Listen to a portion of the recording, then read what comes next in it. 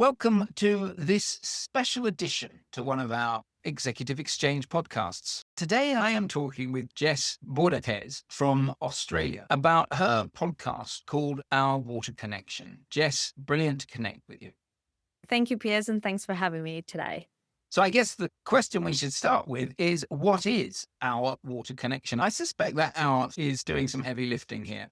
Yeah, I think the hour is a very important part. Our Water Connection is a podcast that was created to share knowledge and to provide a platform for people to connect within and outside of the water industry. Really a way to give it visibility to all the amazing things that happen that are often invisible to the common kind of people and people outside of the industry, to trying to bring that knowledge out a lot more and try to connect people inside the industry as well, when you probably have one role and you're focusing one thing, but then water is such a wonderful and open area that there's so many angles that we can work in this sector. And I just wanted to bring out the voices for that and really connect people because we all have a place to play there.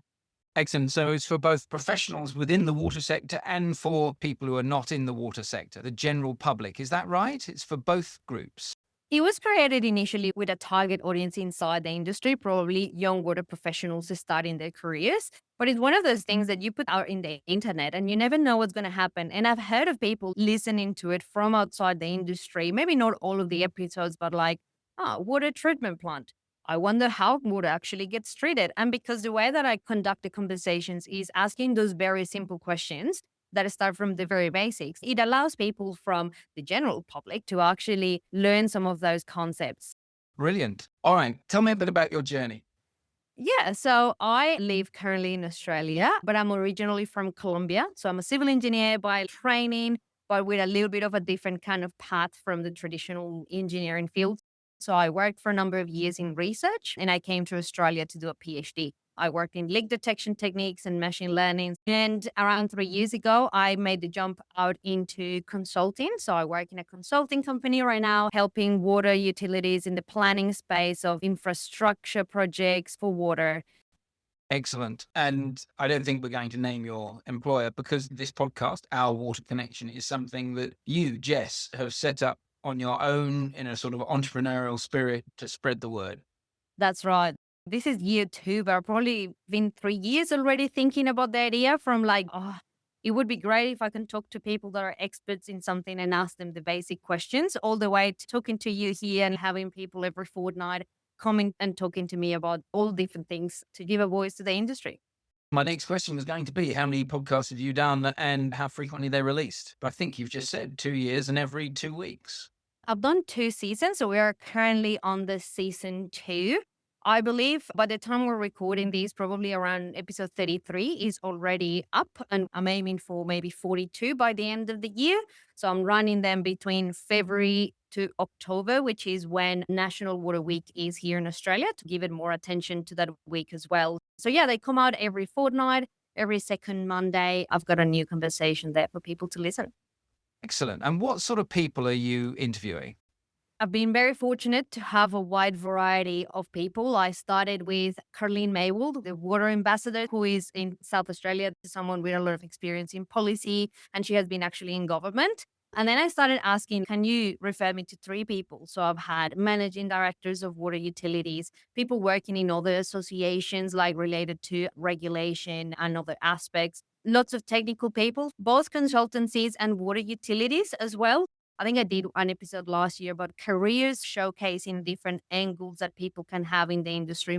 So yeah, a little bit of a mix of everything, a mix of topics that I would like to touch on or people that are really interesting that have connected me to, and then I can't miss the opportunity.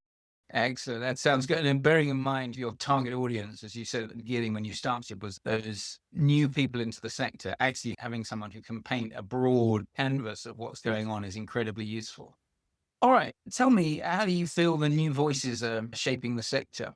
I'm very, very proud of the new voices and young water professionals, how we call them here in Australia, because we are often very passionate people and we are ready to tackle on a lot of the challenges that are coming and like really questioning some of the ways that things are done. One of the things I do as well is I'm volunteering a lot of my time for the Australian Water Association in some of the local committees and organizing events and seeing that community growing and seeing the importance that people are giving to water is something that fills me with hope, because we have a lot of challenges ahead and we need a lot of skills and we need the experience, of course, but we are sort of the ones that are going to be here in the next few decades, hopefully, and we really need to get together to tackle those challenges. So it's been great, like, to hear from people learning from this podcast, and also from some of the young people that I've had as guests in the podcast.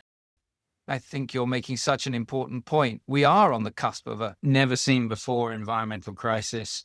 We've got an industry, certainly in certain parts of Northern Europe, that is being vilified in the press. And that's meaning young professionals are wondering whether they should join the water sector or whether they should actually join other sectors. If you're a civil engineer coming out of university, you don't look at the water sector in the way that you might have done 10 years ago.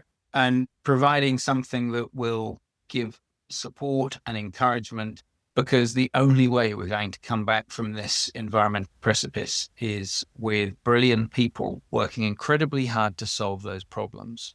All right. Now, you are a Colombian based in Australia. Is the podcast for broader than just Australia?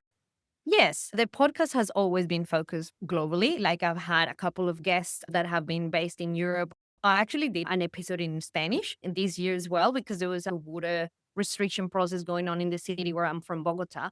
So I wanted to touch on that. Some episodes, for example, regulation or policy, might be a little bit more relevant in the first place to Australia, but they still provide a learning opportunity for other countries to get inspired into doing certain things differently. Brilliant. Jess, it is wonderful to speak with you. And if we can help spread the word about a water connection, I'd love to do that. In case people are just listening, what would the link be? How would they find your podcast?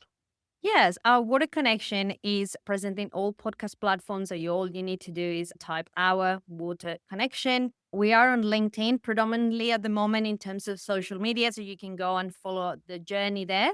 And the podcast is a video podcast, so it comes out on YouTube as well. So wherever you get your podcast, YouTube, Spotify, Apple Podcasts, we are there ready to be listened. Thank you very much. You have been listening to this little special edition to the Executive Exchange, where I have been talking to Jess Bohorquez about her podcast called Our Water Connection. I hope you can join us next time. Thank you.